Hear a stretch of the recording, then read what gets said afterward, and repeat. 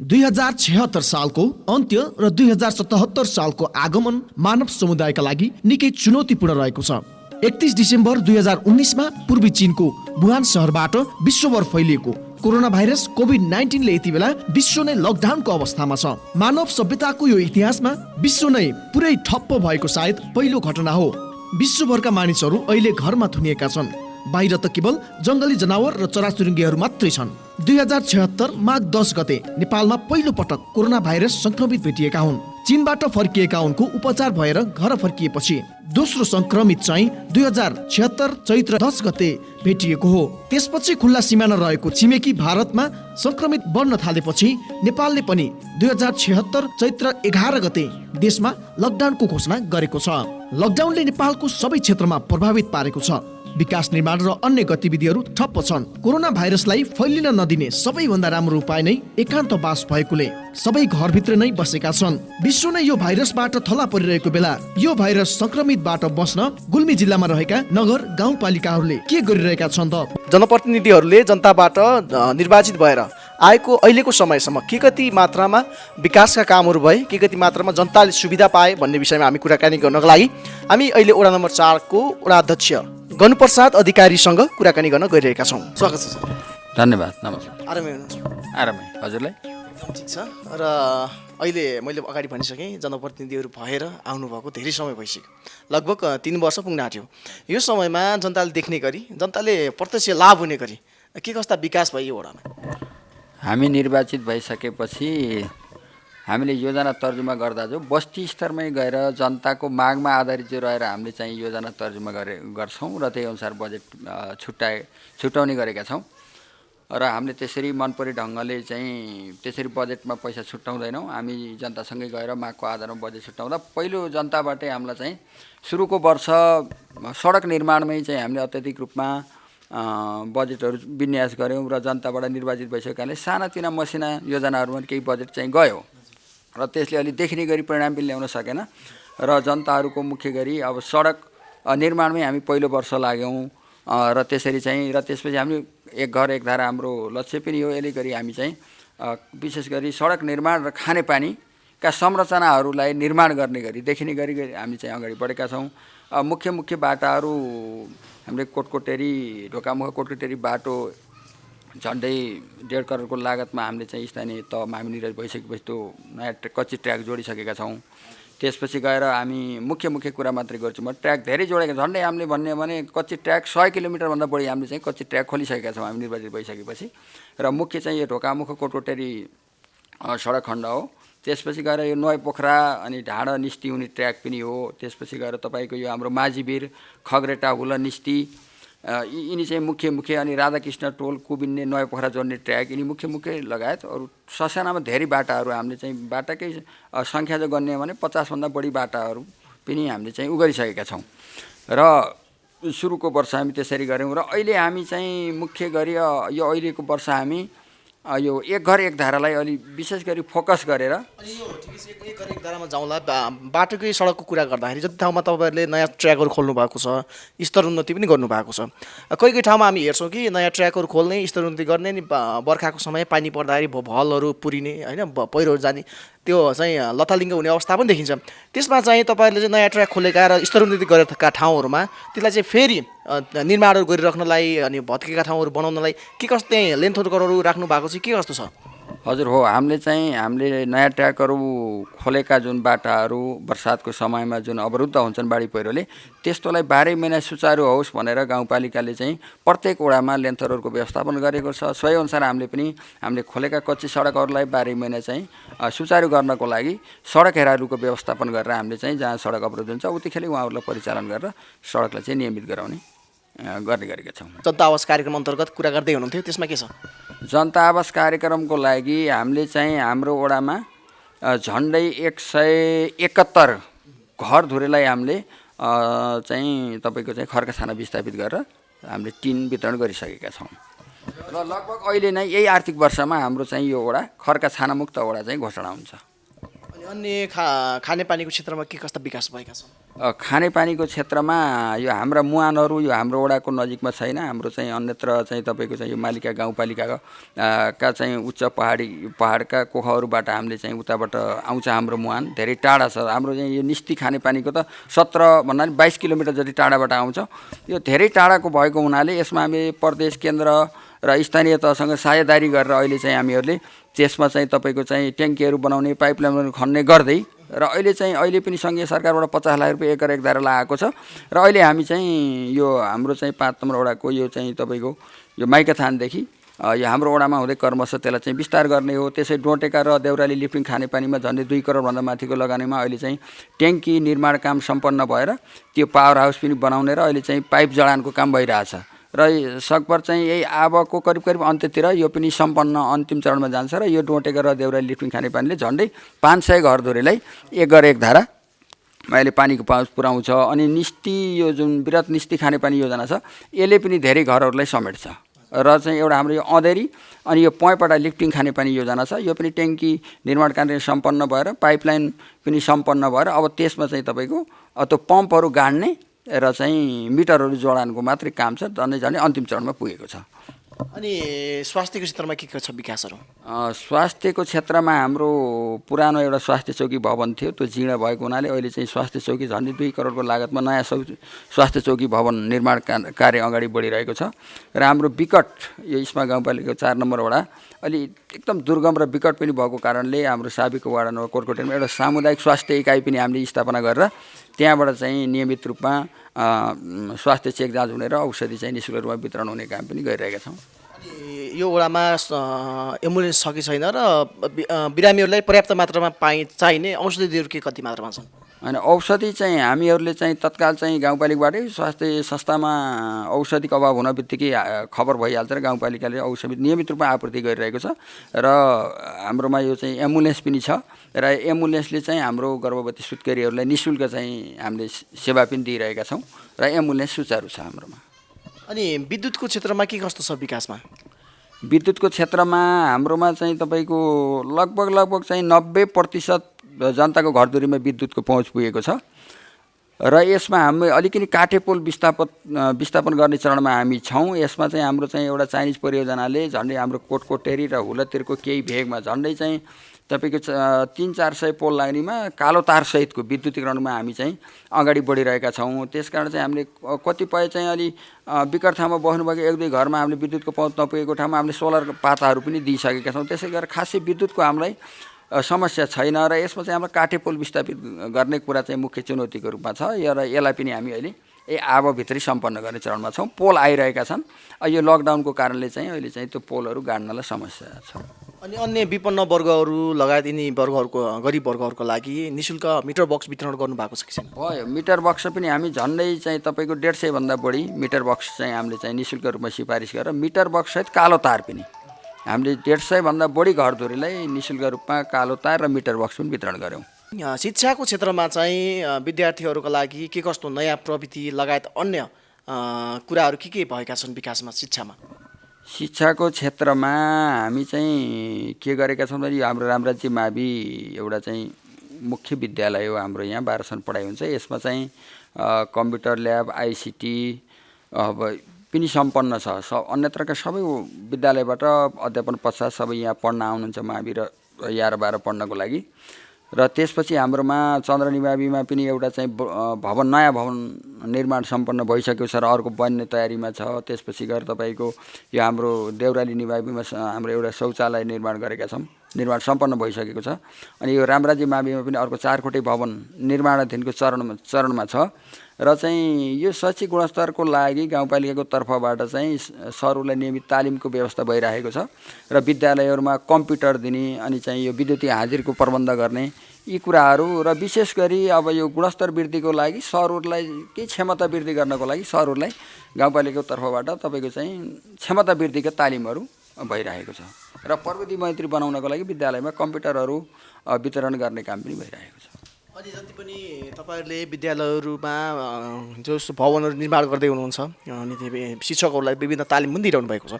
सँगसँगै विद्यार्थीहरू स्कुलमा आएर पढ्ने वातावरणको कतिको निर्माण गर्नुभएको छ र जति पनि विद्यार्थीहरू बाहिर गएर अन्य सहरहरूमा कोठा लिएर बसेर पढ्नु र अनि यहाँ उनीहरूलाई चाहिँ यही गाउँमै टिकाइराखेर यही गाउँमै त्यो किसिमको गुणस्तर शिक्षा दिनलाई के कस्तो कार्यक्रम गर्नुभएको छ? त्यसलाई लक्षित गरेर हामी जति पनि सहरमा केन्द्रित जानुभएको छ बालबच्चाहरू पढाउन, त्यसमा अलिक ठोस कार्यक्रम ल्याउन हामीले सकेका छैनौँ। उहाँहरूलाई बुझाउन सकिएन यो हाम्रो कमजोरी हो। यो यसरी चाहिँ तपाईँको विद्यार्थीहरूलाई बालबच्चाले पढाउने बाहनामा धेरै जस्तो मान्छेहरू यहाँबाट विस्थापित हुने, सहर बजारतिर जाने यो चाहिँ परिपाटी चलिरहेको छ र यसलाई मलाई लाग्छ एउटा चाहिँ गाउँपालिकाले एउटा ठोस कार्यक्रम बनाएर अगाडि बनाएर त्यो चाहिँ यहाँबाट पलायन हुने विद्यार्थीहरूलाई आफ्नै स्थानीय विद्यालयहरूमा पढाउनको लागि र ती विद्यालयलाई चाहिँ सबलीकरण गरेर सक्षम बनाउनको लागि पहल गर्न जरुरी छ र अहिलेसम्म ती विद्यार्थीहरूलाई फर्काउनको लागि खासै त्यस्ता ठोस पहलहरू भएको त्यति देखिँदैन र हामी पनि त्यो बुझाउन सकेका छैनौँ। त्यसमा हामी अब त्यसमा कसरी चाहिँ त्यसमा चाहिँ काम गर्न सकिन्छ त्यो बारेमा हामी अब सोध्दैछौँ। अनि अर्को कुरा, देश छोडेर विदेशी यो ओडाहरूबाट विदेशी सङ्ख्यामा युवाहरू कति छन् र लगायत सँगसँगै यो ओडा छोडेर बसाइसरेर जानेको सङ्ख्या बढ्दो छ कि के छ? बसाइसराईको दर त बढी नै छ, वृद्धि नै छ। यसबाट विदेशमा जानेहरूको सङ्ख्या पनि अत्यधिक छ। मलाई लाग्छ 500 भन्दा पनि बढीको हाराहारीमा छ। अत्यधिक बढी नै छ। हाम्रो धेरै जस्तो खाडी मुलुकमा जानुभएको छ, कोही युरोपतिर लगायत अन्य देशहरूमा पनि जानुभएको छ, धेरै जस्तो इन्डियातिर नै हुनुहुन्छ। त्यो कारणले चाहिँ अत्यधिक नै छ यहाँबाट विदेश जानेको। उहाँहरूलाई जसरी गाउँमै टिकाइराख्नलाई उहाँहरूले चाहिँ गाउँमै रोजगार त छैन, तर पनि कृषिको क्षेत्रमा अझ औद्योगिक कलकारखानाहरू त छैन गाउँमा, तर चाहिँ कृषिको क्षेत्रमा चाहिँ के कस्तो गर्नुभएको छ विशेष गरी युवाहरूलाई लक्षित गरेर? यो कृषिमा हाम्रो चाहिँ उत्पादनमा अनुदान दिने कार्यक्रम पनि छ। विशेष गरी यो हामीले के सोच्यौँ भने उहाँहरू हामी यो गर्छौँ, तपाईँहरूले के सपोर्ट गर्नुहुन्छ भन्ने किसिमको त्यस्तो चाहिँ जनशक्ति हाम्रो सम्पर्कमा नि आउनुहुन्न। विशेष गरी यो चाहिँ यो कस्तो भइदियो त भने कृषिमा अलिक तत्परता, युवाहरूको तत्परता देखिएन। यो चाहिँ हामीले आकर्षण गर्न नसकेको पनि हाम्रो कमजोरी होला। उहाँहरू चाहिँ तत्कालै अब श्रम गर्ने अनि पैसा कमाउने त्यतातिर जानुभयो। कृषिमा श्रम गरिसकेपछि तत्काल हुँदैन, उसको चाहिँ 4 महिना 6 महिना चाहिँ पर्खिनु पर्ने हुन्छ प्रतिफल पाउनको लागि। त्यस कारण यो कृषिपट्टि हामीले युवाहरूले आकर्षण गर्न सकिएको छैन। तर जबसम्म हामीले यो कृषि अनि चाहिँ तपाईँको यो तरकारी खेतीहरू अनि गाई भैँसको उत्पादनमा जबसम्म हामीले युवाहरूले जोड्दैनौँ तबसम्म हामी हाम्रो आत्मनिर्भर पनि हुन सक्दैनौँ। तथापि यो चाहिँ हामीलाई जानकारी हुँदाहुँदै पनि हामीले चाहिँ यसरी युवा साथीहरूलाई यो उत्पादनमा जोड्न सकिरहेका छैनौँ। यो हाम्रो कमजोरी पनि हो। युवा साथीहरू त्यसमा आकर्षित हुनुभएको छैन र हामीले त्यो आकर्षित हुने एउटा प्याकेज ल्याउन नसकेको पनि हो कि जस्तो मलाई लाग्छ।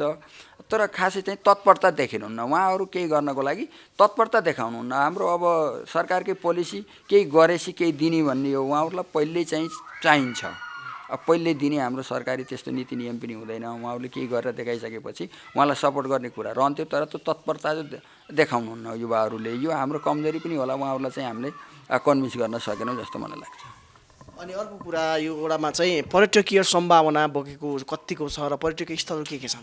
यस वडामा पर्यटकीय सम्भावना बोकेको एउटा हाम्रो चाहिँ यो देउराली पर्यटनीय क्षेत्र हो। त्यसलाई हामीले बाल उद्यानको रूपमा पनि थोरै विकास अगाडि बढेको छ। त्यसमा चाहिँ मन्दिरहरू छ अनि हामीले चाहिँ उद्यानहरू निर्माण गरेका छौँ। त्यसमा प्रतीक्षालयहरू पनि छन् र अर्को चाहिँ एउटा सीता गुफा भन्ने छ हाम्रो यो साबिकको चाहिँ यो 8 नम्बरको लामडाँडाको तल भन्नेमा। यिनै नै हुन्, नत्र अरू खासै पर्यटकीय त्यस्तो सुन्दर आकर्षक क्षेत्रहरू छैन। यिनलाई प्रसार लगायत यिनलाई चाहिँ संरक्षणको लागि के कस्तो कामहरू गर्नुभएको छ? संरक्षणको लागि त्यसमा चाहिँ हामीहरूले चाहिँ त्यसमा विशेष गरी यो हाम्रो एउटा चाहिँ यो देउराली पर्यटकीय क्षेत्रमा एउटा समिति पनि छ। देउराली मन्दिर संरक्षण तथा पर्यटकीय त्यो संरक्षण समिति भनेको छ।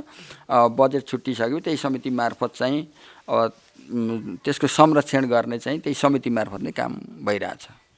अनि अहिले यसो अहिलेको यो समय जसरी 3 वर्ष जतिको कार्यकालमा यसो फर्केर हेर्दाखेरि जनतालाई गरेका बाचाहरू, जनतालाई समक्ष गरेका विकासका कामहरू यति गरेर देखाउँछु भन्ने कुराहरू जति पनि ती कुराहरू फर्केर हेर्दाखेरि कतिको पुरा भए जस्तो लाग्छ, कतिको जनताहरूलाई सन्तुष्ट पार्न सके जस्तो लाग्छ? त्यो लाग्दैन मलाई, किनभने जनताको चाहना असीमित थियो। किनभने राजनीति गन्जागोल थियो। हामी आउँदाखेरि अब जनताको चाहना आशा अपेक्षा एकदमै उत्कृष्ट थियो उहाँको। त्यो अनुसार चाहिँ हामीहरूले चाहिँ मैले काम गर्न सके जस्तो लाग्दैन। किनभने जनताको चाहना आशा अपेक्षा धेरै थिए र हामीसँग सीमित स्रोत साधनको को कारणले पनि चाहिँ हामीले सकेनौँ र हामी वडामा चाहिँ अलिकति पहिला जस्तो चाहिँ स्वाद त हुन सकेन। अहिले गाउँपालिका भइसकेपछि टोटल्ली गाउँपालिकाको नीति नियमलाई कार्यान्वयन गर्ने चाहिँ वडा भइदियो। पहिला चाहिँ थोरै बजेट आए पनि गाविसको रूपमा ऊ स्वायत्त थियो, उसले आफै योजना बनाउँथ्यो, आफै होइन फरफारा गर्थ्यो र त्यस्तो थियो। र अहिले हामीले गाउँपालिकाले नीति नियम बनाउने, त्यही नीति नियमलाई कार्यान्वयन गर्ने भएको कारणले पनि चाहिँ अलिकति वडालाई केही अप्ठ्यारो मैले महसुस गरेको छु। त्यही भएर हामीले जनताका जति पनि इच्छा आकाङ्क्षाहरू थिए, हामीले जुन प्रतिबद्धता जाहेर गरेका थियौँ, सीमित स्रोत साधनको कारणले चाहिँ हामीले चाहिँ त्यो अझै पुरा गर्न सकेका छैनौँ र पनि हामी उहाँको चाहिँ त्यो पुरा गर्ने क्रममा हामी निरन्तर अगाडि बढिरहेका छौँ र त्यो गर्छौँ। अनि अझै पनि केही समय त बाँकी नै छ, अझै 2 वर्ष जति त समय बाँकी नै छ। यो समयमा चाहिँ के कस्ता कामहरूमा अझै बढी प्राथमिकता दिएर गर्ने योजनामा हुनुहुन्छ? अब यो मुख्य आर्थिक उपार्जन नै हो। कसरी चाहिँ हामीहरू जनतालाई आर्थिक रूपमा सम्पन्न बनाउन सकिन्छ र स्वस्थ बनाउन सकिन्छ भन्ने कुरा पनि हो। स्वस्थ नभएसम्म अब आर्थिक क्रियाकलाप गर्न सकिँदैन। त्यस कारण हामीले उहाँको आर्थिक चाहिँ स्तर वृद्धि गर्नको लागि उहाँहरूलाई उत्पादनमै जोड्नुपर्ने हो। अब यो कसरी चाहिँ हामीले यो चाहिँ कृषकहरूलाई अथवा चाहिँ युवा साथीहरूलाई कसरी चाहिँ यो उत्पादनमा जोड्न सकिन्छ, त्यही उत्पादनबाट नै हाम्रो चाहिँ आर्थिक चाहिँ उन्नति प्रगति हुने भएको कारणले यसमै लाग्नुपर्छ। र अर्को मुख्य लक्ष्य भनेको हाम्रो चाहिँ विकट ठाउँ टाढाको पानीको मुहान, हाम्रो चाहिँ मेन भनेको प्रत्येकको घर घरमा चाहिँ पानी पुर्याउने हो, एक धारा नै हो र त्यस काममा चाहिँ अलि विशेष ध्यान दिएर अगाडि बढ्ने योजना छ। अनि यो त विशेष गरी अरू वडाभन्दा 6वटै वडामध्ये अझै बढी क्षेत्र र बढी ठुलो वडा पनि हो र अन्य विकासका कामहरू गर्दा यो ठुलो वडा भएका कारणले के कस्तो समस्याहरू आइपरे? यो समस्या हुने रहेछन् सर। अब यसमा हामीले चाहिँ यो गर्दाखेरि हामीलाई चाहिँ पहिला सुरुमा यिनी चाहिँ मोटर बाटाहरूको ट्र्याक जोड्नै हामीलाई चाहिँ झन्डै 2 वर्षमा अब सानो टोलमा अप्ठ्यारो बस्तीमा चाहिँ बाटो पुर्याउने गाह्रो भयो। त्यही भएर चाहिँ परिणाम देखिएन। अलिकति चाहिँ गाउँपालिकाबाट बजेट बिजेन गर्दाखेरि पनि तपाईँको चाहिँ दामासाहीको हिसाबले अलिकति अप्ठ्यारै हुने रहेछ वडा अध्यक्षहरूको बिचमा। अब त्यहाँ कार्यपालिकामा छलफल हुँदाखेरि दामासाहीको कुरा आउने, तपाईँको चाहिँ यो विकट छ यो होइन, यसमा चाहिँ जनसङ्ख्या बढी छ, विकट हो, यसलाई अलिकति चाहिँ बजेट विन्यास गर्दा अलिकति बढिदिउँ हेरौँ भन्ने भन्दा पनि गाउँपालिकामा बजेटमा पनि तानातान हुने, वडालाई चाहिँ दामासाहीकै हिसाबले बजेट दानी भएको कारणले पनि यो चाहिँ मेरो वडामा चाहिँ अलिक भौगोलिक कठिनाइ भएको कारणले पनि यो विकास निर्माण अलिकति अप्ठ्यारै चुनौतीपूर्ण नै देखियो। अनि अहिलेसम्ममा तपाईँलाई गाउँपालिका प्रमुखद्वारा लगायत अन्य अनि सँगसँगै वडाका अन्य कर्मचारीहरूबाट के कस्तो सहयोग अनि लगायत अन्य जनप्रतिनिधि साथीहरूबाट के कस्तो सहयोग हुँदै आइरहेको छ? कतिको सहकार्य भइरहेछ? होइन, हाम्रो त गाउँपालिका अध्यक्ष उपाध्यक्ष लगायत सिङ्गो टिमसित सहकार्य गरेर नै चाहिँ हामी अगाडि बढिरहेका छौँ। उहाँबाट चाहिँ हामीलाई चाहिँ पूर्ण रूपमा सहयोग भएको छ र वडाका स्टाफ साथीहरू कर्मचारी साथीहरूबाट पनि पूर्ण रूपमा सहयोग भएको छ। त्यसकारण त्यसमा चाहिँ अन्यथा कुनै छैन। हामीलाई पूर्ण रूपमा सहयोग भएको कारणले नै हामीले चाहिँ सहज रूपमा कामलाई अगाडि बढाउन सफल भएका छौँ। अनि अर्को कुरा यो वडामा कति खेल मैदानहरू के कति मात्रामा छन्? खेल मैदान खासै छैनन् हाम्रोमा। अलिकति खेल मैदान बनाउने ठाउँ पनि छैन। नभएको कारणले त्यति पर्याप्त रूपमा हाम्रो खेल मैदान छैन। यो रामराजी माविको एउटा प्राङ्गण छ, यसमा चाहिँ सामान्य एउटा नेट चाहिँ भलिबल खेल्न मात्रै मिल्छ। फुटबल खेल्न मिल्ने त कोटै छैन, खासै छैनन्। अनि अन्त्यमा चाहिँ जति पनि हामी विकास निर्माणका कुराहरू गऱ्यौँ, यसमा चाहिँ मैले तपाईँलाई सोध्न बिर्सेका र तपाईँले भन्नुपर्ने केही योजनाहरू छन् भने कार्यहरू विकास निर्माणका? होइन, मैले के भन्छु भने सबै आम जनताहरूलाई हामीले जुन निर्वाचनको दौरानमा हामीले जे जति बाचाहरू जे जति घोषणापत्रहरू लिएर जनताको अगाडि गएका थियौँ, हामी चाहिँ एकैचोटि ती पुरा गर्न सकेका छैनौँ। भलै हामी ती जनताका चाहिँ जुन हामीले चाहिँ प्रतिबद्धता गरेका कुराहरू हुन् त्यसलाई हामी कर्मिक रूपमा पुरा गर्नेछौँ। यसकारण चाहिँ यस कुरामा म जनताहरूलाई आफू चाहिँ विश्वस्त रहेर चाहिँ बस्नको लागि म आह्वान गर्न चाहन्छु र हामी अब यो चाहिँ विकासको निर्माणलाई आफ्नो साधन स्रोतले भ्याएसम्म हामी जनताका मागहरूलाई क्रमशः पुरा गर्नेछौँ। यसकारण म जनताहरूलाई सबैले धैर्य गर्नको लागि म अनुरोध गर्छु। अनि अर्को कुरा, अनि ज्येष्ठ नागरिकहरूलाई भत्ता कसरी वितरण गर्नुभएको छ? ज्येष्ठ नागरिकहरूलाई हामीले टोलमै गएर भत्ता वितरण गरेका छौँ र यस्तो छ अपाङ्ग एकदम अशक्त हुनुहुन्छ भने उहाँहरूलाई घरमै चाहिँ हामीले चाहिँ पनि चाहिँ त्यो पुऱ्याइदिने व्यवस्था गरेका छौँ भत्ता। केही मात्रामा विकासका कुराहरू त हामी गऱ्यौँ। अब चाहिँ अहिले चाहिँ विश्वभर एउटा चाहिँ आक्रान्त बनेको एउटा कोरोना भाइरसका कारण देशभर चाहिँ समस्या भएको छ। यसको बारेमा कुरा गरौँ कि यो वडामा चाहिँ जसरी अहिले त धेरै विश्वमै लाखौँको सङ्ख्यामा मानिसहरूको मृत्यु दर बढिरहेको छ, सँगसँगै त्यसबाट सङ्क्रमितको सङ्ख्या पनि अझै धेरै छ र सँगसँगै नेपालमा चाहिँ केही मानिसहरूमा चाहिँ यसको सङ्क्रमण पनि देखिएको छ लगायत यो ओडामा चाहिँ यो कोरोना भाइरसबाट र यो सङ्क्रमणबाट अनि बच्नको लागि बचाउनको लागि के कस्ता कार्यक्रमहरू के कस्ता तयारीहरू गर्नुभएको छ? हजुरले भने जस्तै यो कोभिड-19 कोरोना भाइरसले विश्वव्यापी रूपमा सारा विश्व नै आक्रान्त छ। यसमा हाम्रो नेपाल पनि अछुतो छैन र हाम्रो गाउँपालिकामा पनि अब सचेतना नै अपनाउने कुरा हो र यसमा चाहिँ हामीले हाम्रो वडामा पनि हामीले चाहिँ स्वयंसेविका शिक्षकहरू त्यसपछि गएर कर्मचारीहरू र स्वयंसेवक टिम पनि परिचालन गरेर हामीहरूले यो आवागमनलाई टाइट गरेका छौँ र चाहिँ सचेतनाका कार्यक्रम पनि गाउँ गाउँमा लगेका छौँ। हामीहरूले मुख्य गरी 3टा कुरामा सचेतना जगाइरहेका छौँ। एउटा छ तपाईँहरूले चाहिँ बाहिर निस्किँदा मास्कको प्रयोग गर्नुहोला, अनि फोहोर कुरा छोइसकेपछि तपाईँहरूले साबुन पानीले हात धुनुहोस् र यो सामाजिक दूरी कायम गरेर काम गर्नुहोस्। मुख्य गरी यी 3टा कुरामा तपाईँहरूले ध्यान दिएर उ गऱ्यौँ भने हामी चाहिँ यसबाट बच्न सक्छौँ भनेर हामीहरूले चाहिँ सचेतनाका कुराहरू पनि गरिरहेका छौँ र अहिलेसम्म यस्तो हाम्रो गाउँपालिकामा त्यस्तो देखिएको छैन र हामी लकडाउनलाई कडाइका साथ चाहिँ पालना गरेका छौँ। अनि अहिले चाहिँ जति पनि सुरुमा जनचेतनाको लागि त धेरै प्रयास गर्नुभयो होला, सबैमा चाहिँ यो कोरोना भाइरस के हो भन्ने बारेमा जनचेतनाको लागि अनि के कामहरू गर्नुभयो, कसरी चाहिँ ती प्रचार गर्नुभयो यो जनचेतनाको लागि? जनचेतनाको लागि त हामी स्वयंसेवक शिक्षक र महिला स्वास्थ्य स्वयंसेविकाहरू प्रत्येक टोलमा उहाँहरूले चाहिँ मास्कहरू सेनिटाइजर हैन साबुनहरू लिएर उहाँ टोलमा गएर उहाँहरूलाई टोलमै गएर सिकाइराख्नु भएको छ। सरहरू चाहिँ आफ्नो टोलमा स्वयंसेविका पनि हाम्रो साबिका वार्डमा प्रत्येकमा हुनुहुन्छ र यसरी चाहिँ हामी जनप्रतिनिधि र वडाका कर्मचारीहरूसहित सिङ्गो टिम परिचालन भएर हामी टोलमै पुगेर टोल बस्तीमै पुगेर कोही नयाँ मान्छे आयो भने पनि चाहिँ हामीलाई जानकारी गराउनु होला विदेशबाट, अनि चाहिँ फेरि कोही त्यस्तो व्यक्तिमा नयाँ स्वास्थ्य समस्या केही देखियो भने पनि त्यो हामीलाई जानकारी गराउनु होला भनेर हामीले मुख्य गरी चाहिँ टोलमै पुगेर सचेतनाका कार्यक्रमहरू गरेका छौँ। अनि यस ओडामा चाहिँ के कति मात्रामा अनि बाहिरबाट अन्य ओडाबाट लगायत विदेशबाट आउनेको सङ्ख्या के कस्तो छ र अन्य नेपालभित्रका नि विभिन्न सहरहरूबाट आउने सङ्ख्या के कस्तो मात्रामा छ र कसरी राख्नु भएको छ उहाँहरूलाई? उहाँहरू पहिला लकडाउनमा पहिलेको त घरै बस्नुभयो, पछि आइसकेपछि हाम्रो वडामा हाम्रो चाहिँ त्यो क्वारेन्टाइनको व्यवस्था छैन। हाम्रो अहिले पनि चाहिँ 3 नम्बरको वडामा चाहिँ 4-5 जनाहरू हाम्रो 4 नम्बर वडाको चाहिँ क्वारेन्टाइनमै बस्नुभएको छ र उहाँहरूलाई हामीले चाहिँ अहिले आजको दिनसम्म जति पनि यो गुल्मी जिल्ला बाहेक बाहिरबाट आउनुहुन्छ बुटल्का क्वारेन्टाइनमै राख्ने व्यवस्था गरिएको छ हाम्रो वडामा नभए पनि अन्यत्र। र अब चाहिँ यो लकडाउन बिस्तारै खुकुलो हुँदै गयो भने र बुटलबाट काठमाडौँबाट साथीहरूले धेरै सम्पर्क गरिरहनु भएको छ र हामी अब चाहिँ घरमा आउँछौँ पनि राख्नु भएको छ। अब यो हिसाबले उहाँहरूलाई घरमा ल्याउने हो भने अब हामीले क्वारेन्टाइनमा राख्ने अवस्था रहन्न, उहाँहरूलाई सुरक्षित ढङ्गले होम क्वारेन्टाइनमै लकडाउनको नियम पालन गरेर बस्नुहोस् भन्ने नै हो। त्योभन्दा अर्को विकल्प हामीसँग छैन र अहिले चाहिँ हिँडेर पनि मान्छेहरू आइराख्नु भएको छ। हेल्थ डेस्कहरू अनि केही राख्नु भएको छ कतै? हाम्रो त्यही स्वास्थ्य संस्थामा एउटा हेल्थ डेस्क छ, स्वास्थ्य संस्थामै चाहिँ स्वास्थ्य चौकीमा एउटा हेल्थ डेस्क व्यवस्था गरिएको छ र त्यस्तो कुनै पनि त्योसँग सम्बन्धित कोरोनासँग सम्बन्धित कुनै त्यस्तो लक्षण पनि भिड भयो भने तुरुन्त त्यहाँ लगेर उहाँहरूलाई चेक जाँच गराएर त्यस्तो समस्या आइपर्यो भने तुरुन्त जिल्लातिर रिफर गर्ने व्यवस्था मिलाएका छौँ।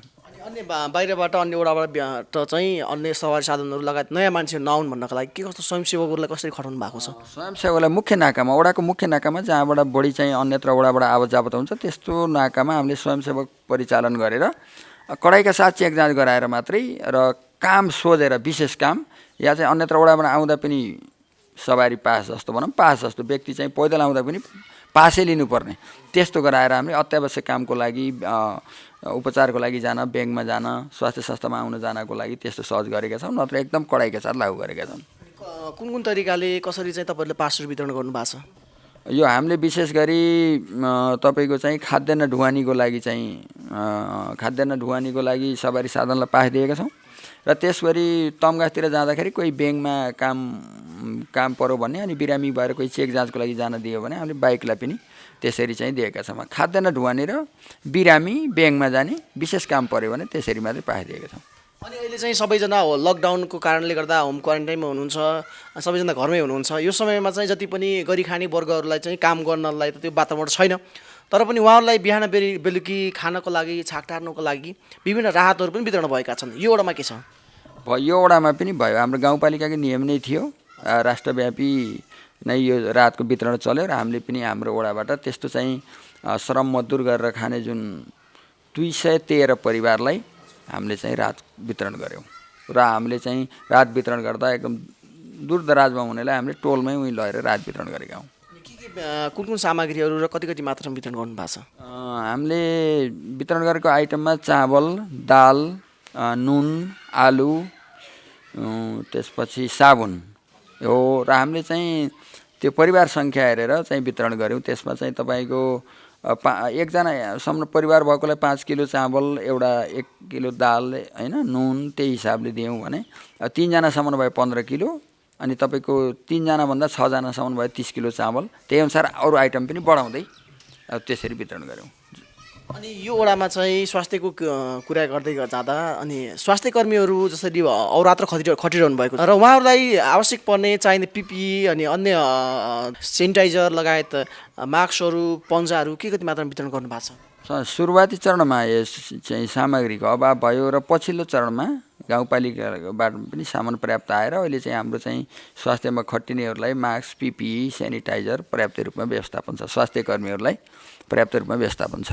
कोरोना भाइरसको बारेमा सबैलाई जानकारी त भइसक्यो, तर पनि यसलाई चाहिँ अझ सिरियस रूपमा कतिको लिनु भएको छ यहाँका जनताहरूले र उहाँहरूले चाहिँ कतिको यो लकडाउनलाई चाहिँ पालना गरिरहनु पाउनु भएको तपाईँले? एकदम पालन गर्नुभएको छ। उहाँले बुझ्नु भएको छ यसको कुनै औषधि छ हुँदैन। यसकारण हामीले यसको उपाय भनेकै सामाजिक दूरी कायम गर्ने हो भन्ने बुझ्नु भएको छ। यसलाई चाहिँ कडाइका साथ एकदम आम जनताले राज्यले आह्वान गरेको यो लकडाउनको नियमले पालन गर्नुभएको छ। एकदम सचेत हुनुभएको छ।